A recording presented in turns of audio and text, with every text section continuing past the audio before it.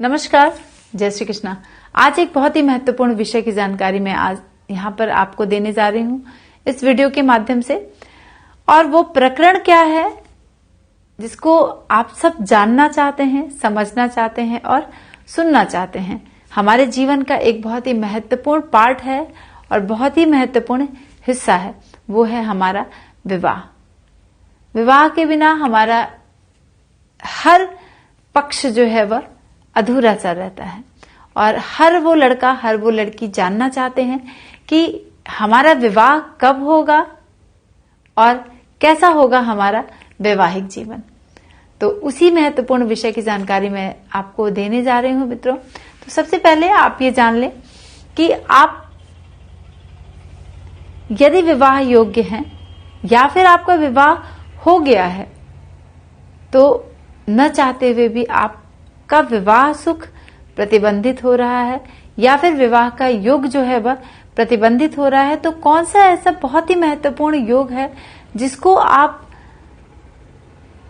समझ लेंगे तो आप अपने जीवन में जो विलंब हो रहा है, विवाह में जो विलंब हो रहा है, वैवाहिक सुख में जो विलंब हो रहा है, उससे निजात पा जाएंगे। तो चलिए, आप सभी को पता होगा कि प्रथम से लेकर द्वादश भाव क्या है और किस विषय को रिप्रेजेंट करता है, किस विषय को प्रस्तुत करता है।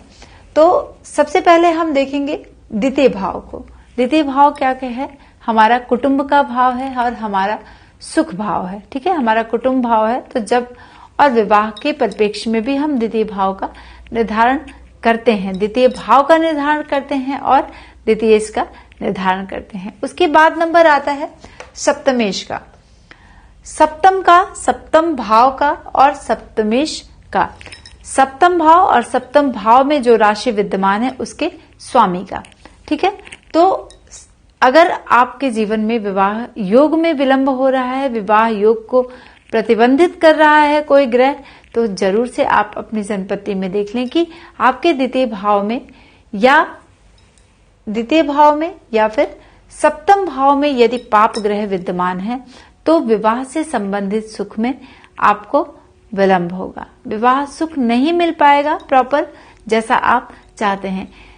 लड़का भी अच्छा है, लड़की भी अच्छी है, लेकिन अगर इस तरह के योग आपकी जन्मपत्री में स्थित हैं, विद्यमान हैं, तो आपको विवाह होने के उपरांत भी वैवाहिक सुख में बाधा आएगी और वह वैवाहिक सुख को प्रतिबंधित यह ग्रह जरूर करेगा जब भी दशा, महादशा और अंतर्दशा में आएगा। दूसरी बात, यदि आपके द्वितीयेश का और सप्तमेश पर, द्वितीयेश पर और सप्तमेश पर पाप ग्रहों की दृष्टि है, पाप ग्रहों से युक्त है, संबंध बना रहा है, तो भी आपके विवाह सुख में बाधा आएगा, विवाह को प्रतिबंधित करेगा, विवाह में विलंब करेगा।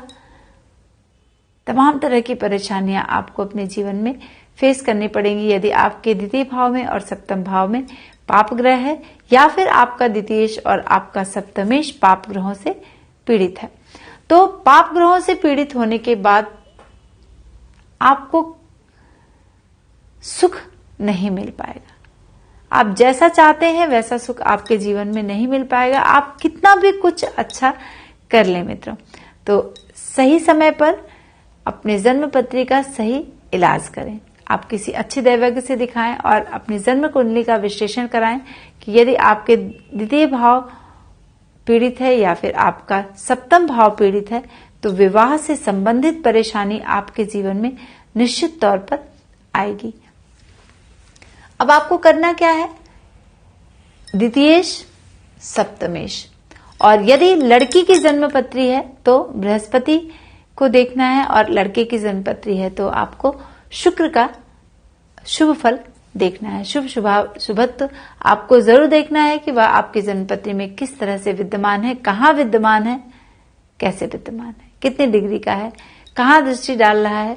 यदि आपके सप्तम भाव पर और द्वितीय भाव पर लड़की की जन्मपत्री में बृहस्पति की दृष्टि पड़ रही है या फिर शुक्र की दृष्टि पड़ रही है तो उसकी शुभता आपको जरूर मिलेगी। और लड़के की जन्मपत्री में यदि आपके सप्तम भाव पर शुक्र की दृष्टि है, सप्तमेश से शुक्र संबंध बना रहा है या फिर आपके द्वितीय भाव और द्वितीयेश पर शुक्र का संबंध है या फिर बृहस्पति का संबंध है, तो आपका वैवाहिक जीवन जो है वह अच्छा होगा। यानी अगर हम 100% कह रहे हैं कि 100% खराब है, पापी ग्रह द्वितीय और सप्तम भाव में विद्यमान है, तो यदि आपके शुभ ग्रह की दृष्टि है, शुभ ग्रह से युक्त है ये भाव, ये ग्रह, तो आपको शुभता देखने के लिए मिलेगी। तो अगर विलंब हो रहा है तो निश्चित तौर पर उपाय करें, और अगर आपके सुख में बाधा आ रही है तो आपने द्वितीय भाव, द्वितीयेश, सप्तम भाव, सप्तमेश को जरूर एक बार जांच लें। आज के लिए बस इतना ही। नमस्कार, जय श्री कृष्ण। अगर आपको हमारा वीडियो पसंद आता है तो प्लीज दोस्तों कमेंट के माध्यम से हमें जरूर बताएं, और हाँ, हमारे चैनल को सब्सक्राइब जरूर करें।